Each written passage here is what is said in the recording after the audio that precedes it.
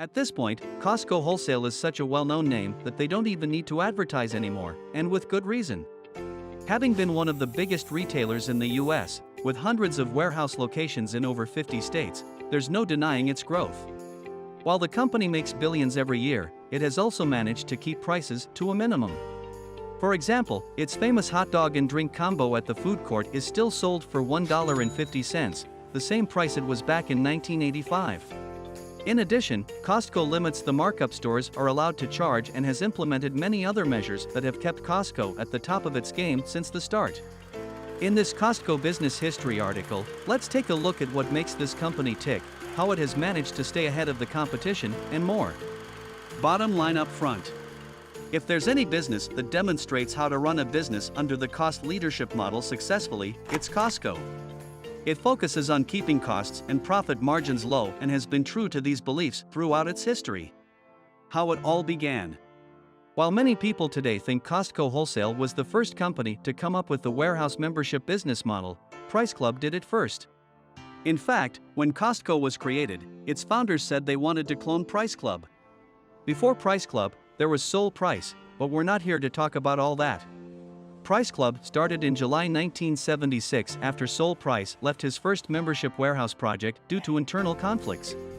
While successful, Price Club didn't have the resources to compete or stay ahead, which gave other entrepreneurs the opportunity to start similar businesses in other states. One of the biggest examples of such competition is Costco itself. The first Costco warehouse store was established in Seattle on September 15, 1983, and went public in 1985. It was started by an attorney named Jeffrey H. Brotman and James Sinegal, someone who was already involved in the retail industry and worked under Sole Price and other executives at Price Club itself. The merger. Both these companies had the same business model, and when it came to beating the competition, it was clear that Price Club couldn't do it alone. So they entered into what is now a historical deal and decided to merge their businesses into Price Costco. Both companies ensured their employees that no layoffs would result from this merger, and all members of their respective companies were able to shop at both retail outlets. This meant that Costco members could now shop at Price Club and vice versa, and the two companies combined were able to grow at an unprecedented rate. This desire to stay ahead of its competition has fueled Costco's growth even later. In 2009, Brotman, one of Costco's co-founders, told CNN, when Walmart announced it was going into the discount warehouse business, we had to compete and grow quickly. Where it is now. Today, Costco Wholesale is one of the most successful retail outlets in the world as well as in the US, and a lot of this success is owed to things like their treatment of their employees, which has led to one of the lowest turnover rates in the retail sector, and their commitment to keeping prices low. While we're going to go through all this in the next section, let's take a look at where Costco is today.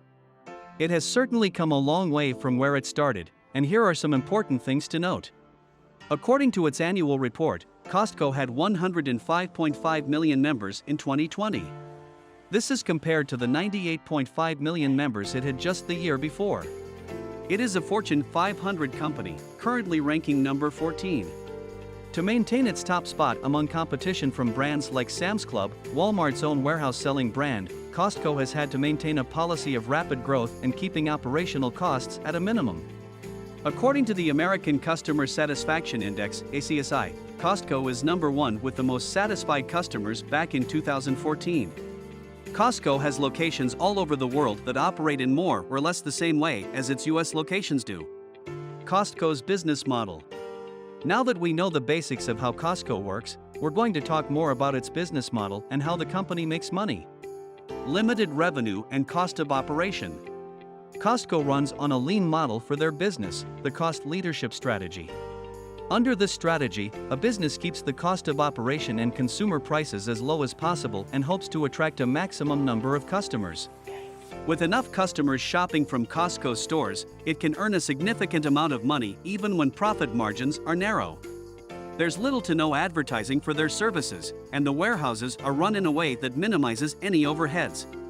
When operational costs are low, Costco can sell goods at wholesale prices.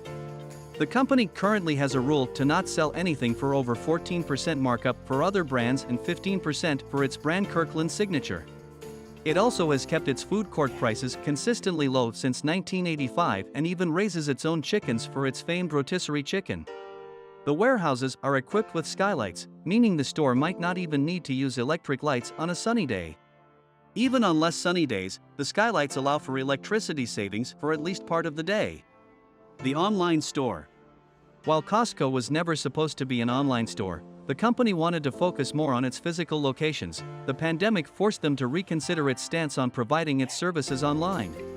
Their online business grew more in 2020 than it had combined in the last 5 years. It also has partnerships with platforms like Instacart and ShipIt that can deliver from Costco. Employee and customer satisfaction. Costco cares a lot about both its employees and its customers. One of the company's co-founders and its CEO until 2011, James Sinegal, is a massive believer in ensuring employees are getting what they deserve. Good starting wages, health insurance, and other perks keep employee turnover low at the company. Sinegal believes that when employees are treated well, they treat customers well. That makes all the difference in Costco's warehouses, where customer experience is hardly ever negative. In an interview, Sinegal claimed that Costco's turnover rate is only 7% compared to the industry standard of 60% to 70%, and that 7 cents out of every dollar the company spends goes to its employees. You can hardly beat that kind of dedication to both customers and employees. Perhaps this is a huge part of what keeps Costco at the top of its game. Products and services. Retail goods aren't the only way Costco makes money. A lot of Costco's money also comes from its other businesses like its auto program. Costco Optical, one of the top 5 optical services in the US. Costco Travel. Food services. Costco also offers things like a concierge service for the electronic goods it sells, a photo service, and other services that you can often find under the roof of one of its warehouses. Customer marketing. Customer marketing at Costco has always been limited. It isn't something that fit with Costco's business model, and it isn't something that it has ever focused on. Still, it has gained popularity with its customers because of its low prices, high-quality products, and the positive customer experience that it provides. Today and since day one, keeping customers happy has been a big priority for the retail giant, and it has kept this spirit the whole time it has been in operation. Controversies and chaos. Can you sell for cheap, maintain profits, and source ethically at the same time? One of the biggest ethical dilemmas today under American capitalism is whether you can offer cheap goods and services and still source them ethically, but Costco does try its best. But despite the many rules and regulations that have been put in place to ensure that the retail giant goes to responsible suppliers for its meat and poultry. Over the years, Costco has been involved in lawsuits, scandals, and more about what kind of things it sells to its customers. It has also been in a spat with other giants over their refusal to lower their prices to a level acceptable to the retail giant.